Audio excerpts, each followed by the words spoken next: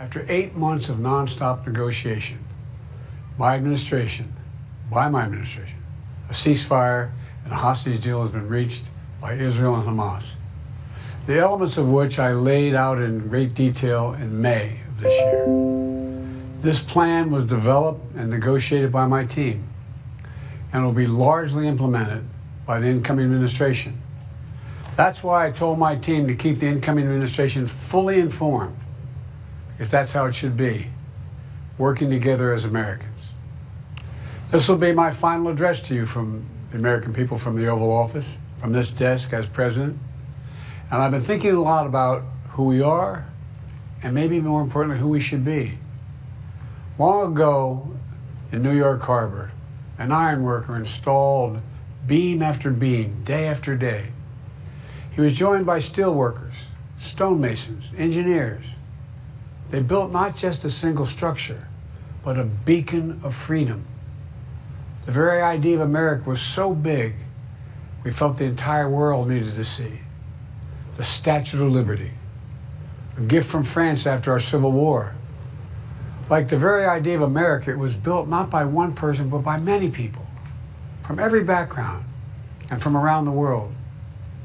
Like America, the Statue of Liberty is not standing still.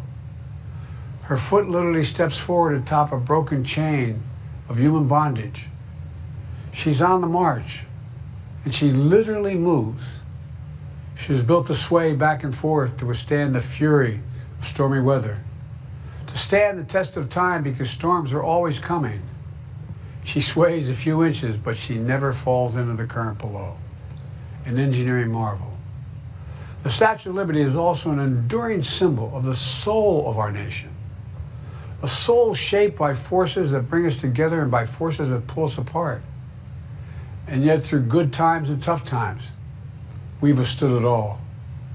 A nation of pioneers and explorers, of dreamers and doers, of ancestors native to this land, of ancestors who came by force, a nation of immigrants who came to build a better life, a nation holding the torch of the most powerful idea ever in the history of the world, that all of us are created equal, that all of us deserve to be treated with dignity, justice, and fairness, that democracy must defend and be defined and be imposed, moved in every way possible.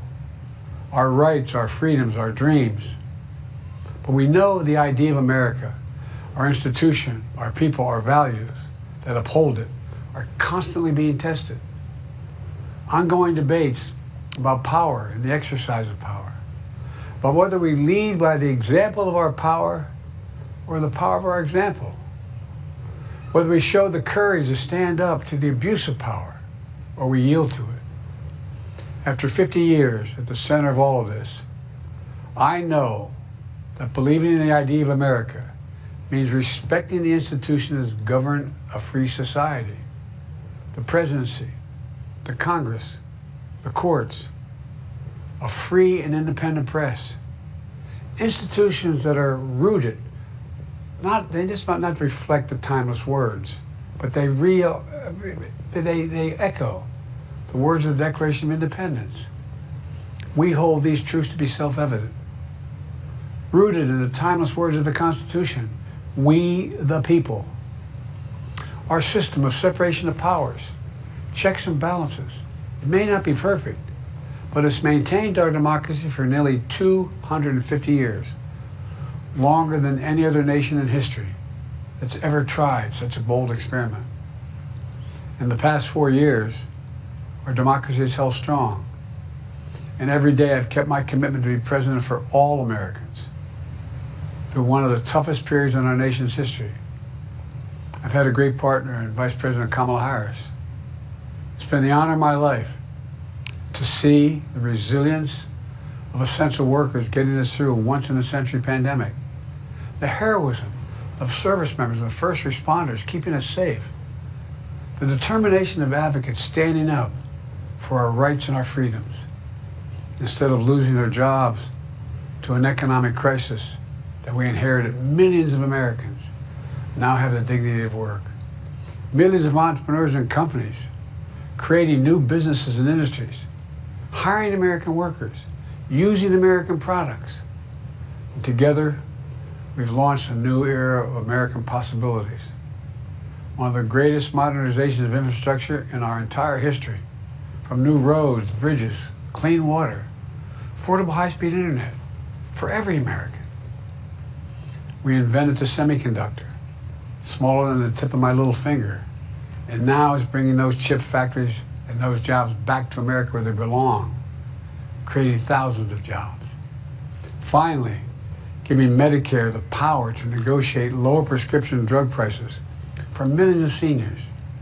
And finally, doing something to protect our children and our families by passing the most significant gun safety law in 30 years and bringing violent crime to a 50-year low, meeting our sacred obligation to over 1 million veterans so far who are exposed to toxic materials, and to their families, providing medical care and education benefits and more for their families. You know, it will take time to feel the full impact of all we've done together. But the seeds are planted, and they'll grow and they'll bloom for decades to come. At home, we've created nearly 17 million new jobs, more than any other single administration, a single term. More people have health care than ever before. And overseas, we've strengthened NATO. Ukraine is still free. And we've pulled ahead of our competition with China. And so much more. I'm so proud of how much we've accomplished together for the American people. And I wish the incoming administration success, because I want America to succeed. That's why I've held my duty to ensure a peaceful and orderly transition of power, to ensure we lead by the power of our example. I have no doubt that America is in a position to continue to succeed. That's why my farewell address tonight, I want to warn the country of some things that give me great concern. This is a dangerous concentration, and that's a dangerous concentration of power in the hands of a very few ultra-wealthy people. And the dangerous consequences if their abuse of power is left unchecked. Today, an oligarchy is taking shape in America of extreme wealth, power, and influence that literally threatens our entire democracy, our basic rights and freedoms, and a fair shot for everyone to get ahead. We see the consequences all across America, and we've seen it before, more than a century ago. But the American people stood up to the robber barons back then and busted the trusts. They didn't punish the wealthy.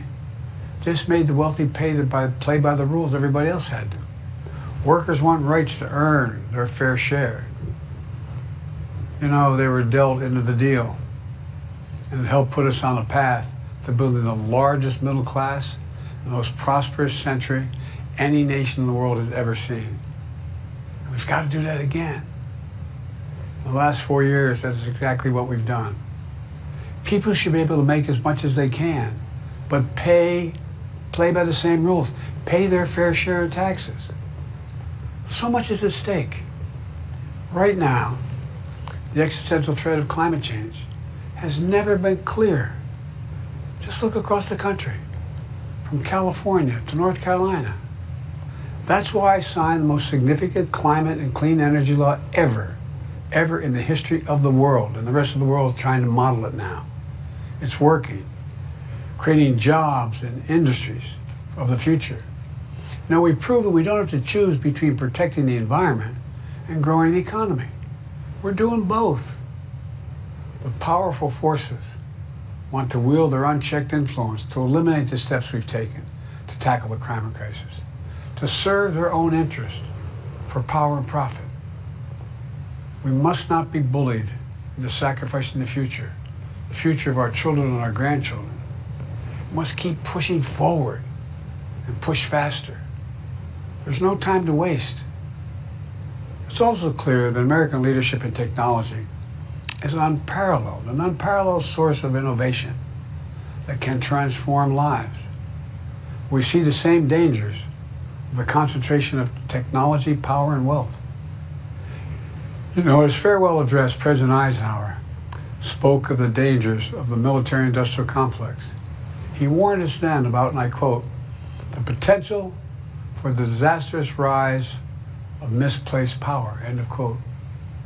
6 decades later, I'm equally concerned about the potential rise of a tech-industrial complex that could pose real dangers for our country as well. Americans are being buried under an avalanche of misinformation and disinformation, enabling the abuse of power. The free press is crumbling. Editors are disappearing. Social media is giving up on fact-checking. The truth is smothered by lies told for power and for profit. We must hold the social platforms accountable to protect our children, our families, and our very democracy from the abuse of power. Meanwhile, artificial intelligence is the most consequential technology of our time, perhaps of all time. Nothing offers more profound possibilities and risks for our economy and our security, our society, for humanity. Artificial intelligence even has the potential to help us answer my call to end cancer as we know it. But unless safeguards are in place, AI could spawn new threats to our rights, our way of life, to our privacy, how we work and how we protect our nation. We must make sure AI is safe and trustworthy and good for all humankind.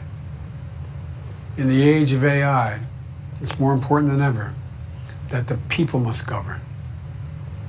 And as the land of liberty, America, not China, must lead the world in the development of AI. You know, in the years ahead, it'll help to be, it's going to be up to the presidency, the Congress, the courts, the free press, and the American people to confront these powerful forces. We must reform the tax code, not by giving the biggest tax cuts to billionaires, but by making them begin to pay their fair share. We need to get dark money. That's that hidden funding behind too many campaigns contributions. We need to get it out of our politics. We need to enact an 18-year time and term, for the strongest ethics reforms for our Supreme Court. We need to ban members of Congress from trading stock while they're in the Congress. We need to amend the Constitution to make clear that no president is immune from crimes that he or she commits while in office. The president's power is not limited. It's not absolute, and it shouldn't be. And in a democracy, there's another danger to the concentration of power and wealth. It erodes the sense of unity and common purpose. It causes distrust and division. Participating in our democracy becomes exhausting and even disillusioning. And people don't feel like they have a fair shot. We have to stay engaged in the process. I know it's frustrating. A fair shot is what makes America, America. Everyone's entitled to a fair shot. Not a guarantee, but just a fair shot. An even playing field. Going as far as your hard work and talent can take you. We can never lose that essential truth, remain who we are. I've always believed, and I've told other world leaders, America can be defined by one word: possibilities. Only in America do we believe anything is possible. Like a kid with a stutter from modest beginnings in Scranton, Pennsylvania, and Claremont, Delaware, sitting behind this desk in the Oval Office as President of the United States. That's the magic of America. It's all around us. Upstairs in the residence of the White House, I've walked by a painting of the Statue of Liberty I don't know how many times. In the painting, there's several workers climbing on the outstretched arm of the statue that holds the torch. It reminds me every day I pass it of the story and soul of our nation and the power of the American people. There's a story of a veteran. This is a veteran, the son of an immigrant, whose job was to climb that torch and polish the amber panes so rays of light could reach out as far as possible. He was known as the keeper of the flame. He once said of the Statue of Liberty, quote, speaks a silent universal language, one of hope that anyone who seeks and speaks freedom can understand. Yes, we sway back and forth to withstand the fury of the storm, to stand the test of time. A constant struggle, a short distance between peril and possibility. But what I believe is the America of our dreams is always closer than we think. And it's up to us to make our dreams come true. Let me close by stating my gratitude to so many people, to the members of my administration, as well as public service and first responders across the country and around the world. Thank you for stepping up to serve. To our service members and your families, it's been the highest honor of my life to lead you as Commander-in-Chief. And of course to Kamala and our incredible partner, the historic Vice President. She and Doug have become like family. And to me, family's everything. My deepest appreciation to our amazing First Lady who's with me in the Oval today. For our entire family. You're the love of my life and the lives of my love. My eternal thanks to you, the American people. After 50 years of public service, I give you my word. I still believe in the idea for which this nation stands. A nation where the strength of our institutions and the character of our people matter and must endure. Now it's your turn to stand guard.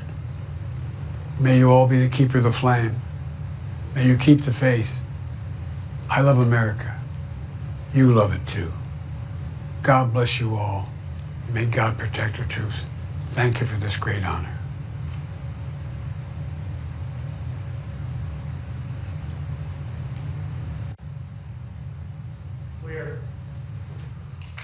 华人看世界尽在华人资讯网好视频。